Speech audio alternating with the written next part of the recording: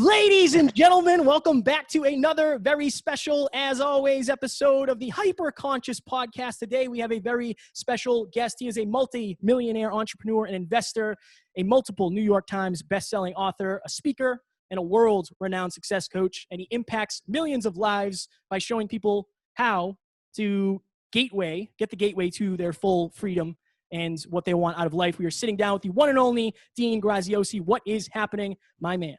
What's going on? Good to be here with you guys. We appreciate you joining us today. We're very excited to get into, you've been, like you said in the intro or in the preamble, you've been in business for 32 years through various businesses. I'm sure you've learned so much over those years.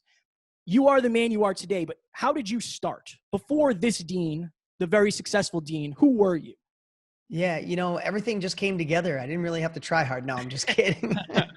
I never questioned myself. No one ever told me I was a dreamer. I didn't have self-doubt. I had limitless resources. I could just tap into the money bucket every time. No, I'm saying that to be funny because unfortunately, sometimes when someone's on the other side of success, it feels like it may have been somewhat easier for them. And I think it's really cool to understand people's journey. Now, first off, I appreciate being here with you guys. I appreciate what you guys are doing for the world, helping people with capabilities, bringing in, great guests. And I want to share, if you're listening today, I know you got lots of other options. You could be anywhere, listening to anything. You're here with us, and I promise to deliver the best of my ability. I have been an entrepreneur for over 30 years. I've failed miserably. I know what it's like to feel like an imposter. I know what it feels like to question yourself, to have inner self-doubt. I know what it's like when you want to quit and run back and hide and run to your mom. I know all those feelings, but I also know what it's like to break through that. I also know what it's like to start my own thing and get my own thing working and then have it ripped out from underneath me and then start over again and feel like quitting and not feel like facing certain people and not want to answer your phone and have sleepless nights. But again, I also know what it feels like to start 13 companies and even though I have dyslexia, be a multiple New York Times bestselling author and have people that were my heroes and now they become my friends and partners. And I know what it's like to be able to donate money and impact lives and retire my parents and do all kinds of cool things and have more freedom and be the dad I want to be and coach Little League and coach softball and pick my kids up from school and be an amazing man for my incredible wife. So, yeah, I didn't mean to go on a rampage there, but I think I could, I could tell the whole story of, cutting firewood in high school and fixing cars right out of high school. But really just know that no matter where you are right now, it doesn't matter you're man, women, where you are, what's your financial background, what's your educational background, where you live. I promise you, I've probably been exactly where you are and been able to come through and been blessed to realize that most people who tell you can't, they're pretty much wrong. They don't make statues of critics. Something you say pretty often and something that I really enjoy about you and I resonate with, you always talk about underdogs and having an underdog mentality and feeling like an underdog. I was always the smallest, shortest kid. Like I've always felt like the underdog. That's part of my story. So where have you felt like an underdog? And I always love asking these kinds of questions. Is there anywhere in your life today, although you're uber successful and you have all these things, where today do you feel like an underdog, if anywhere? Yeah. So great questions. So I'm going to answer the second part of the question first, and we'll back up. So I wrote a book called The Underdog Advantage. I've been obsessed on going upstream, and obviously you know that, going upstream and kind of anchoring a foundation for success. Like people want more success, especially 20s, 30 somethings. I know that's the way I felt. It's like, give me the tool. I'm a hustler. Show me how to do it. I got this. And I was missing, and most people are missing those foundational pieces, right? You want to build the house before you build the foundation. That's why I wrote Millionaire Success Habits. There's no way in that book, specific way to be a millionaire, but I think it's all the habits you need to be successful. Same here. So how in today's world, I have to be honest, I work really hard to keep an underdog mindset.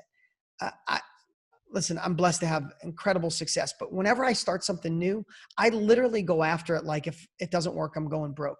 That people are going to look at me and tell me I was dumb for even trying, that I need to make things cash flow right away.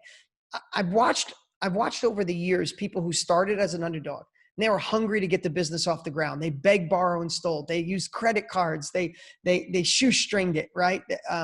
They did everything they could. And then they got to a certain level and they forgot all the things that got them there. And they get a little complacent and they start coasting. And I truly believe by the saying, if you're not climbing, you're sliding. When you're coasting, you're actually going down.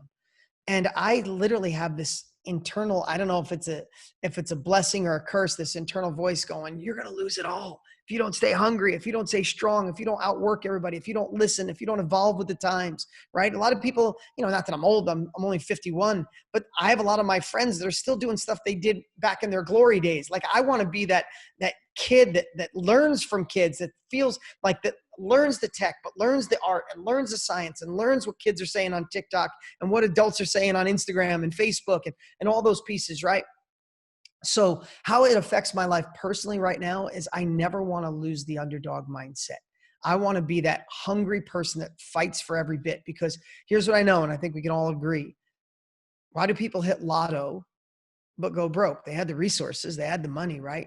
Listen, I don't know if you guys know anybody, but I have people that I know and have met in my life that were trust fund kids and now trust fund adults.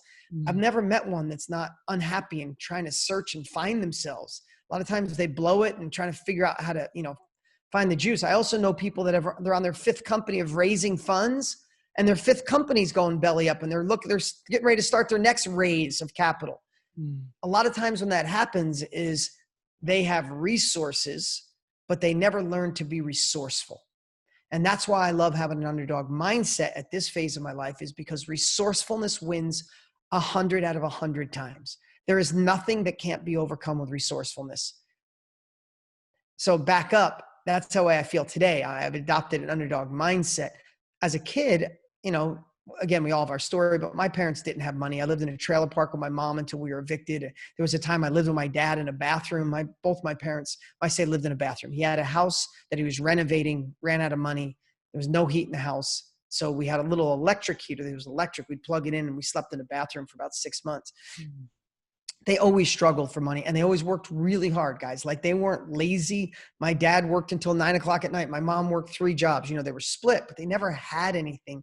So I didn't come from money. I had dyslexia, so school was brutal. I barely got by 11th grade. I was getting out of school at 10 o'clock in the morning. I took 2 classes. I was out. I didn't go to college. I didn't have money. I didn't have support. My friends and family thought I were a fool.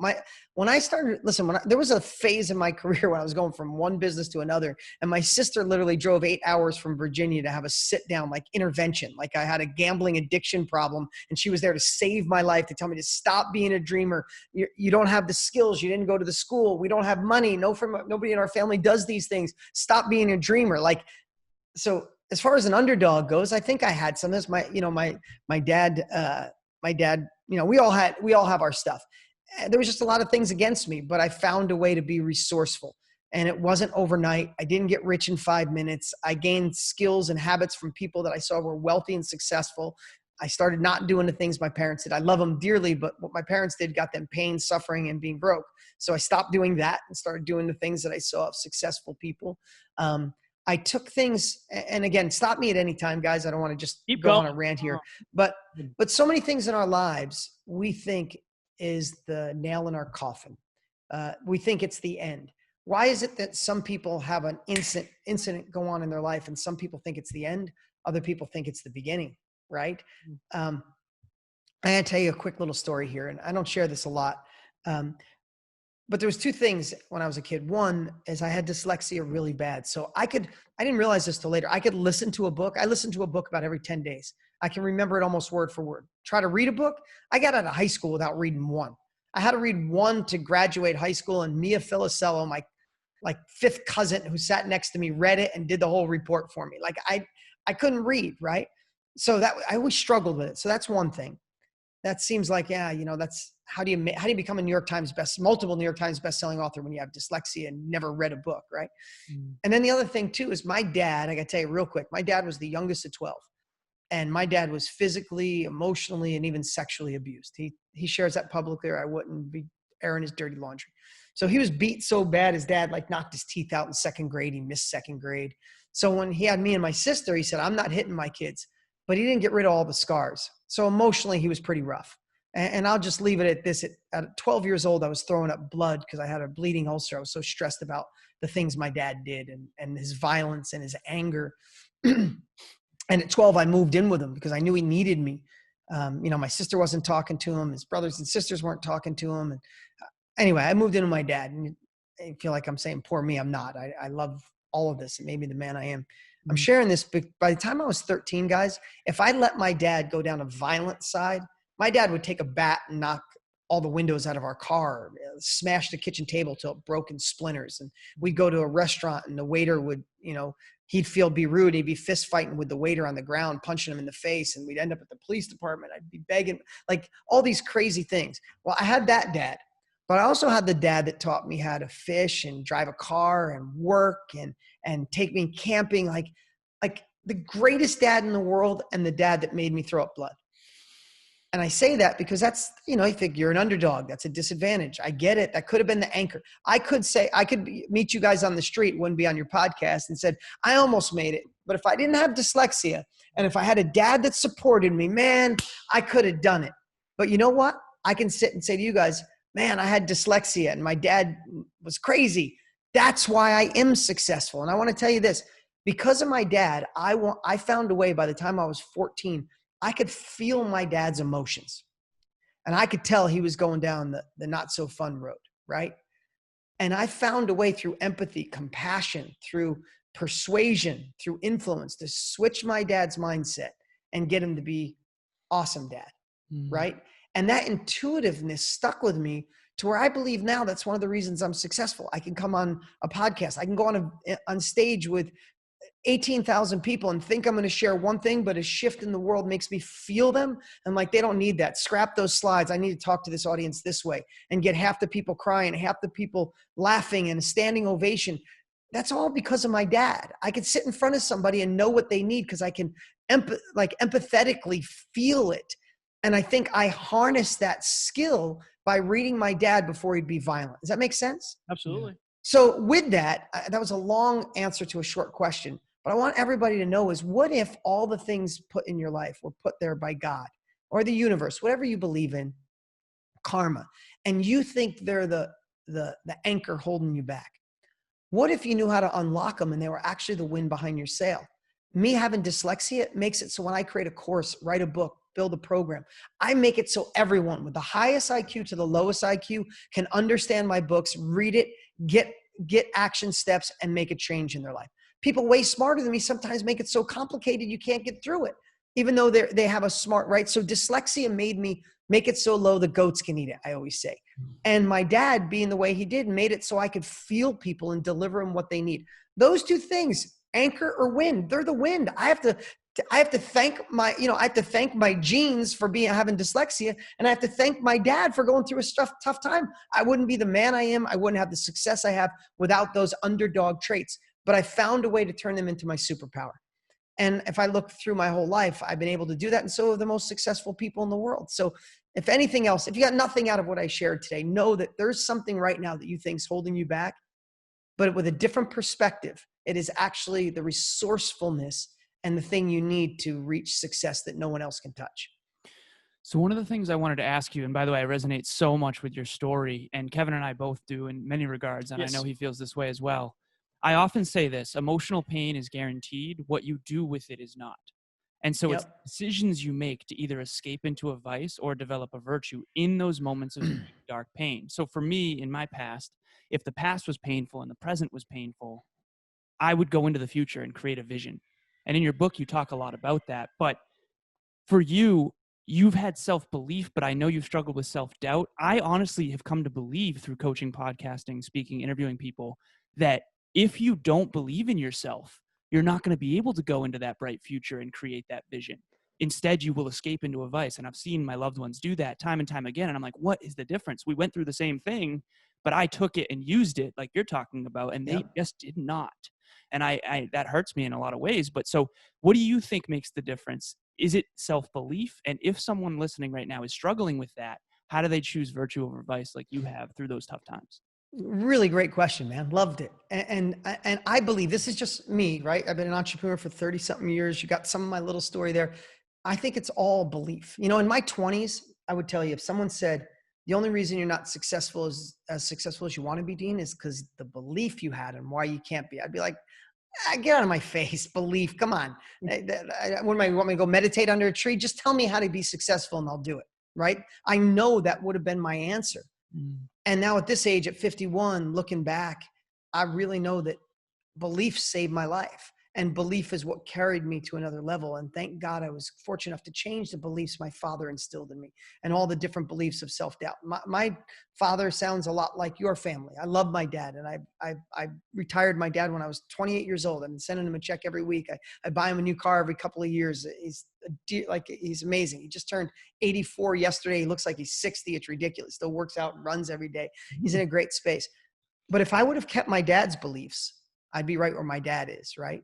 And I want to share listen, we could go into, I could spend a whole 2 hours talking to you guys about beliefs, and I'll share as deep as you want. Because the problem with beliefs, if you're listening right now and you're not successful, as I'm talking, you're going, must be easy for you, Dean. You got all this money now. You're successful now. Like, it's just a default. It doesn't make you bad. It's your subconscious, your self-doubt going, that's why he made it. Oh, of course, listen to his BS now that he's rich. Right? That we just have that voice that defaults. And right now, as I'm saying, you're probably laughing because you got some part of you saying, oh, it's easy to listen to a guy who's rich and multiple New York Times bestseller, blah, blah, blah.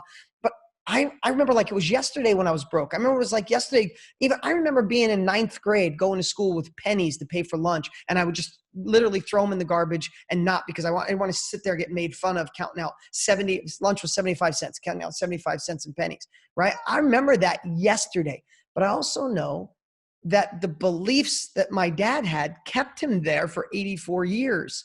And the beliefs I was able to adopt changed my life. I didn't get richer. I didn't get smarter. I didn't get a degree. Dyslexia didn't go away. I didn't automatically have a supportive family. I didn't change my past. I didn't change the fact that I had a bleeding ulcer at 12 because of craziness and went broke at 19 and 27. I didn't change any of that. The only thing I changed to get me from where I was to where I wanted to go is the belief on how I could get there. And I want to share something that's really just a story that is so common for what's going on. It's so relevant to what's going on today. In Utah, I have a friend told me this story. There's 2 restaurants, okay? They're only a couple miles from each other on the same road, different sides of the street. When COVID-19 hit and all the restaurants had to close, restaurant number 1, we'll call it, shut the doors and was pissed, like blaming China, blaming that the president didn't make decisions strong enough, blaming that we should have had a better plan for this, mad when he didn't get as much PPP, money from the government, stimulus money quick enough or not enough, mad they didn't open quick enough, just like the book, Who Moved My Cheese, right? 2 mice, the cheese is there every day, they're cool, right? The cheese goes away. One just sits there with his arms crossed and says, bring me back my cheese. The other one says, I'm going to go find new cheese, right? This guy sat there pissed off with his arms folded saying, bring me back to where I was. I need a knight in shining armor to fix this. Now, just a few miles down the road, right? Now, remember this. When people say, it's not belief, Dean, it's when people say it's reality. Okay, so what's reality? COVID-19 hit, restaurants are closed. They live in Utah. They have a business in Utah. They supply food and they're on the same street. That's the only fact of the matter, right? The restaurant down the street, 3 brothers, they went to Home Depot that weekend. They got lumber. They built an outside drive-through spot. They moved all the stoves around and stuff on the inside so they could cook and be healthy. And right now they're doing, through COVID, 2 to 3 times the business they did pre-COVID. Mm-hmm. Now, when someone says it's not belief, it's my reality, BS. I'm going to call BS on you. What's the reality? COVID hit. They were shut down. They had to change. One sat there and crossed his arms and said, somebody fix this. That was his belief. Mm-hmm. The other one got innovative, got creative. So if you ask both those people, maybe in 5 years, you ask one person, say, what happened to you? COVID hit, ruined my whole business. Can't believe everybody screwed it up. And they crossed their arms. To them, when COVID hit, it was the end. Go down the street to the other guy, and I'm just guessing, but you say, oh my God, COVID hit. It was a shift. It was scary, but we got innovative. Now we have 5 additional stores and we do mostly takeout. When COVID hit for that person, it was a beginning, not an end. And the only difference between the two, what was the difference? Is the belief they had about their situation. Right. What do you do to change your beliefs? So for me, and I have another question about seasons that I'll ask you. I don't want to go there yet. For me, this is the season of forgiveness. I've talked to my dad 2 times this week, and that's the most I've talked to him in 30 years. And I had to forgive him and say, like, I think he did the best he could with what he was given. What was that process like for you in terms of understanding the mindset of your dad and not adopting that? Like, what was that process? That's all inner work, right? Like, I gotta ask you something. So how are you business-wise? Are you like your dad? I don't know him. Okay. Have you fought, do you think you fought harder to be successful because of that? At 1,000%. Okay. Do you think deep down you're like, screw you? You want to not be here for me? Watch the man I become. For a long time, yes. Okay. You married? No. No. Amazing girlfriend though. Okay. You think someday you'll have kids? Absolutely. Okay. Will you treat your kids the way your dad treated you? Not a chance. You going to study and read books on how to be a great dad? I already am, yes. Okay. Interview people who are great parents, find out. I did the same shit. My parents bailed on me at 3 years old. I lived mostly with my grandmother. I believe I'm an amazing father, not kind of a good father. I'm a connect, and not because I buy them shit. Nobody needs entitled kids. I have a deep rooted connection with my children. They're love of my life. They're not spoiled. I feel blessed. They're amazing kids, but my connection with them is so brilliant. And I read books. I interviewed people. I watched successful people. Same thing you did. So here's something, and I can't take credit for this. I originally learned this from my buddy, Tony Robbins. And this is one of the things that took the last bit of resentment. I have to tell you, I had a lot of resentment about my dad. He was in my life, not much until I was 13 when I moved in with him. But if I look back on my childhood, he cost me the most hell of any experience in my life. You know, you're throwing up blood. That doesn't happen with one day of stress. I don't have to tell either one of you guys or anybody listening what I went through to get to the point where you're puking blood, right? Mm. But if we're going to blame our dads or anyone, you're listening right now, if you're going to blame an ex, blame a mom, a dad, anyone, if we're going to blame them for what went wrong, we have to blame them for what went right. Because of the way my dad is, I'm one of the best at persuasion that exists on the planet. There's not many people that could outsell me on video. And unfortunately, I have huge empathy. So I only sell stuff to people like my books and things that'll change their life. But there's not many people that could do better than me on stage or on video. I have to thank my dad for that. I have to blame my dad for that. I am the greatest father that I can be. I mean, and I love it. I have to blame my dad for that because the circumstances he put in front of my face, I will never allow that to happen. Right? I have to blame my dad for an insane work ethic because I wasn't going to let myself be and do the things that he had to suffer through. So my whole point is, and I watched Tony do this too, is if we're going to blame people in our lives for how they hurt us, we surely got to blame them, because what if your dad was perfect and he was there the whole time and he spoiled you and gave you lots of love and you never fought for another level? You didn't fight to get this podcast. You didn't fight for the other amazing success you had in your life. You didn't fight to have an amazing relationship with your girlfriend. You didn't fight to be a good dad. It all just seemed to come natural. You know what would have happened? You might have entered the 97% of the rest of the world a lot of them have died 10 years ago, but they're still walking around. They're walking around complacent. They're walking around just satisfying what the world gives them. They're walking around status quo. At the end of their life, God's going to say to them, how was your life? They're going to go, it was okay. It was good. You know, my parents raised me good and I lived a good life. Let me just ask both you boys, are you guys okay with living a good life? No. Like right now, if I said to you, someday you're going to tell God, you're going to go, my relationship was good. My relationship with my kids, that was good. How about the money you made? It was good. How about the charities and people you help? That was good. How sickening does that feel when I say that to you? The most, right? Extraordinary. So we have to blame the people in our lives for the good and the bad. I wouldn't be a badass. And I say like I'm patting myself on the back. I'm a hustler. I still go 100 miles an hour. I'm 51. I still have more energy than anyone I know that's 21. All of that came because of the crap my dad did to me. I was never going to let that guy be in control of my life. Do you know when I retired him was the last day? Like, I have to be honest. I love him dearly and he's evolved and he's such a good human right now. But I retired my dad so I didn't have to listen to shit from him. I didn't have to listen to him complain. Like, I give my dad a check, and there was a time, I want to be honest, I gave my dad a check because I became the adult. The moment I started paying for his house, his car, and gave him a check every month, and people say, how could you do that with all he did to you? It's because he's still my dad. He made me the man I am, and giving him that put me in control. And some of you might be listening and say, that's not cool. So be it. That's what I did, right? And if you could find a way to blame him for the good, man, I have to tell you, it'll be the last piece for you to get over. I appreciate that so very much. So very much, Dean. This is getting emotional. I absolutely Yeah, love it. You can't see it because the camera's too far away, but maybe I was crying or I had something in both of my eyes. Which means there's transformation here. Yeah, my headphones just went out. Also, I want to tell you, Dean, just so you know, we're looking up at you at a big TV. And so if we're not connecting via eyes, it's because the camera's lower. No worries, man. I'm sure you already noticed that. So one of the questions that I want to ask you, I was telling Kevin right before we started this interview that your book is very practical and there's a lot of exercises in it that are super foundational. One is the good wolf and the bad wolf. One of them is, figuring out what's cool about you.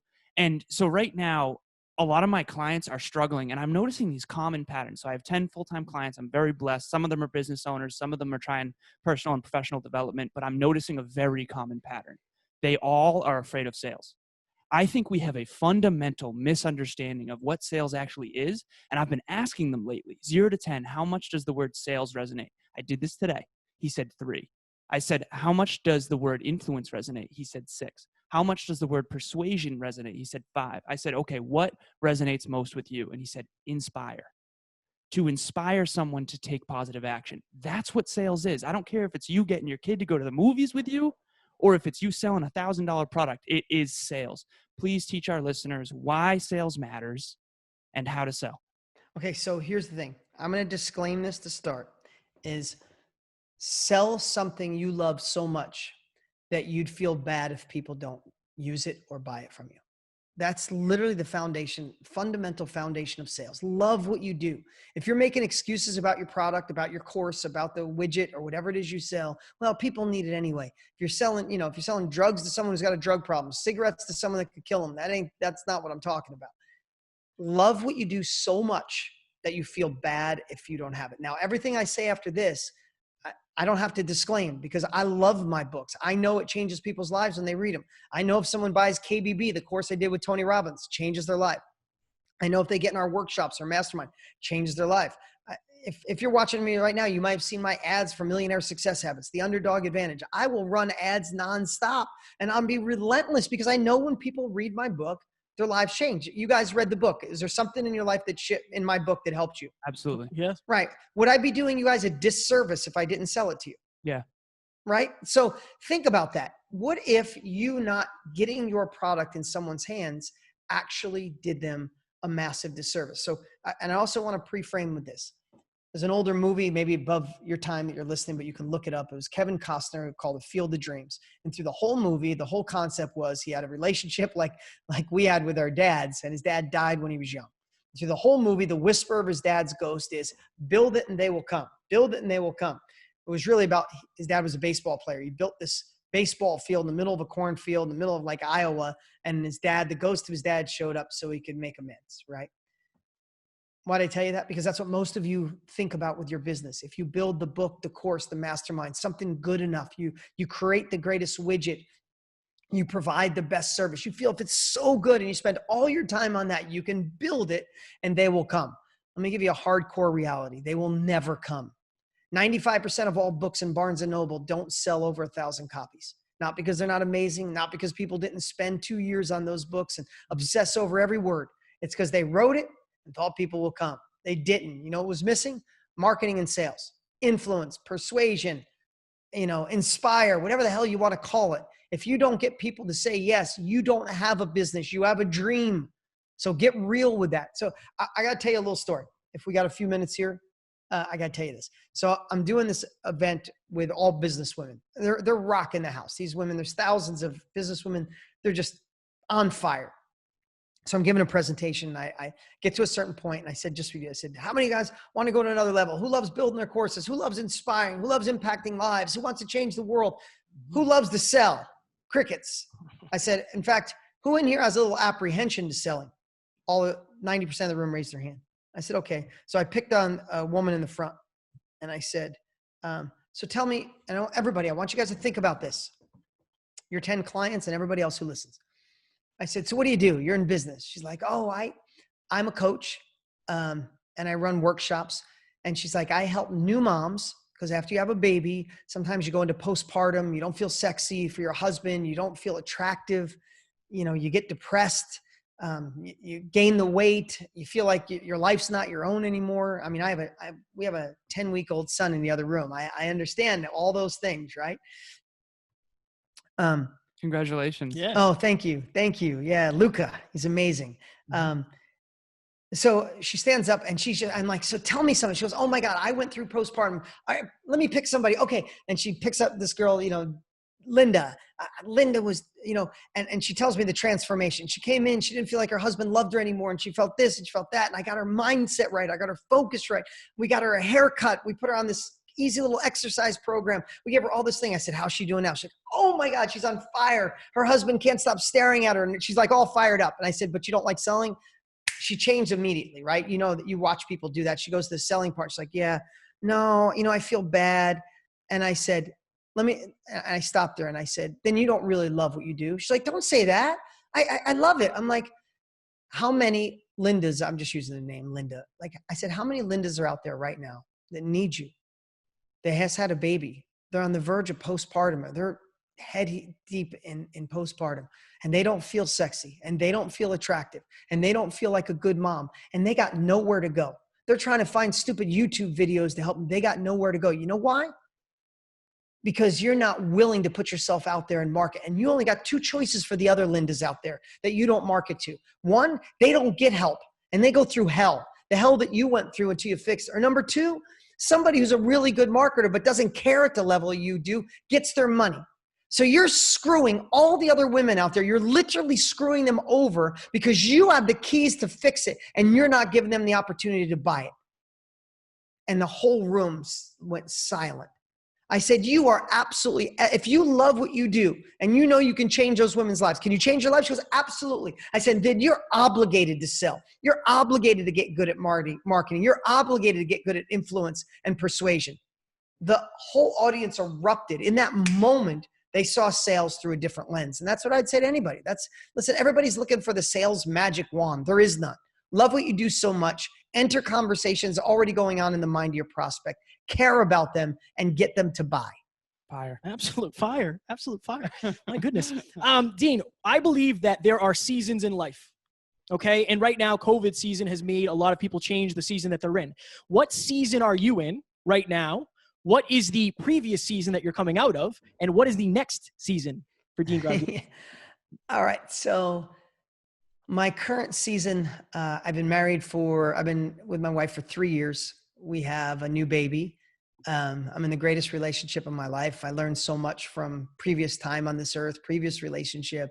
And I became, when my last relationship ended, and I'm not an advocate of ending a relationship, but I decided to step up and become a better version of me, not just look for a woman or a significant other to fill the void.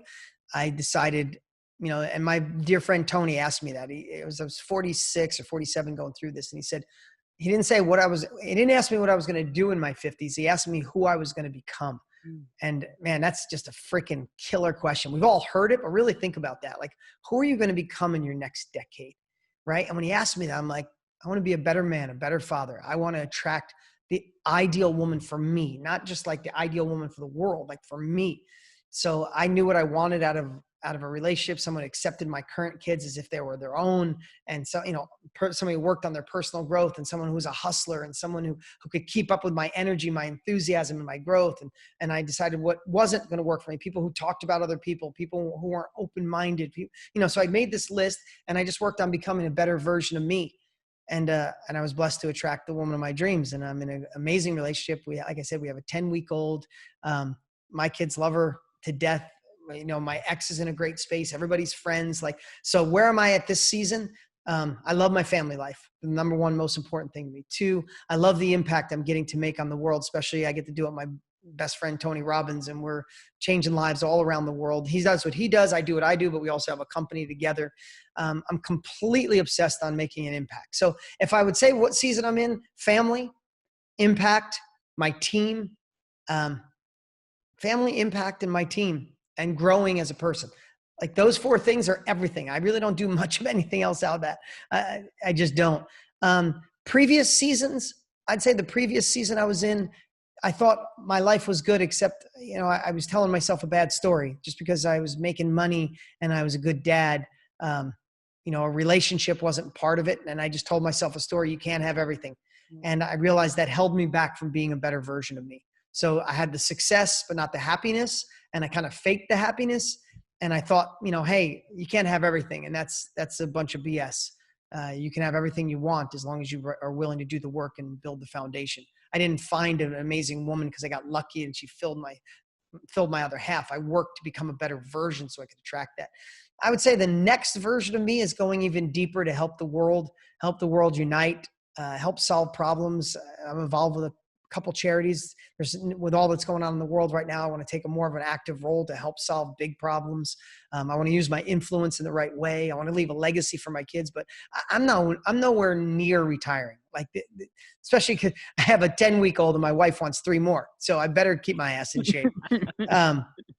Why? So next phase is next level impact. When you get to a place in your life when you're obsessed on impact, the byproduct is more income than you can imagine. I just want to share that. And I know everybody's not there yet, but when you get to a point where you're changing lives and you obsess on changing lives, the byproduct is you'll make more money than you ever have. So one of the questions I want to ask you, and I thought about this earlier, in your book, you're always asking questions throughout it, constantly. I was listening to it. And one of the questions was, what's cool about you? So what I want to ask you is, you're 51 years old. You've got more energy now than a lot of people do in their 20s and 30s. And I have this one mentor. He's 70 years old. He's written 20 books. He's a close friend of mine. And we've been meeting every other week for basically the last year and a half or so. And what's crazy is he just turned 70 while I've known him. And he is more excited for his future genuinely than some of my 30-year-old friends. And I'm sitting there like, what makes the difference? I think it's the questions we're asking ourselves. At least that's one of the reasons. So for you, looking back on your 51 years on this planet, what questions have you asked yourself that, looking back and connecting the dots, have made the biggest difference for you? Also, Dean, we have like 3 minutes. I just looked at the clock. I want to make sure we respect your time. So yeah, you got it, man. You got it. What questions? First off, I want to say this, and I think it was Abraham Lincoln said, if I had an hour to solve a problem, I'd spend 55 minutes on the right questions. So if you take nothing else away from that today, that is so powerful. Everybody wants to talk and vomit up answers. Ask the questions. The questions lead to the answers. I would bet to say I asked myself, is this really the end? Like, there's a lot of times when the funding doesn't come through, the economy shifts, Google stops you from advertising, infomercials stop working when I used to be in the infomercial business. And I think I've asked myself, is this really the end, or could this be a new beginning? And that's a hard question to answer, because your brain wants to go, it's the end, you're screwed, go find a job and build security, right? I also asked myself, I know, here's a big one. Great question, by the way. I've never been asked that. So I like when I get asked a question I've never been asked. Appreciate it. I know I've asked myself should I listen to them? Because everybody loves to vomit up their advice, don't they? How's your family? Does your family love giving you advice? Your friends give you advice? It's like your broke friend telling you how to fix your relationship. Right. I mean, your single friend telling you how to fix your relationship. Your broke friend telling you what you should do for a living, right? I know I asked myself, like, why should I listen to this person? Like, not being rude. It's like, here's the thing. And some people say, well, I tried what you're doing, Dean, and I failed. Let me tell you, it's like, I'm not being a jerk. But you only know how to do it wrong. Like, you failed and you're jaded from it. You know, when I was doing real estate, it was a big part of my life. I'd have people say, oh, you know, wait till the next shift in the economy comes. You go into foreclosures, you'll see real estate's not for you. It's like, yeah, because you failed at it. Like, you only know how to do it wrong. So don't take advice from people who even failed, because they only know how to do it wrong. And then you get people who are telling you how to do it, and they've never bought and sold a house, or never fixed a relationship, or never went in the education business, or never wrote a book. When I started writing a book, everybody tell me, like, oh, you got to be a professional to write a book. It's like, how the frick do you know?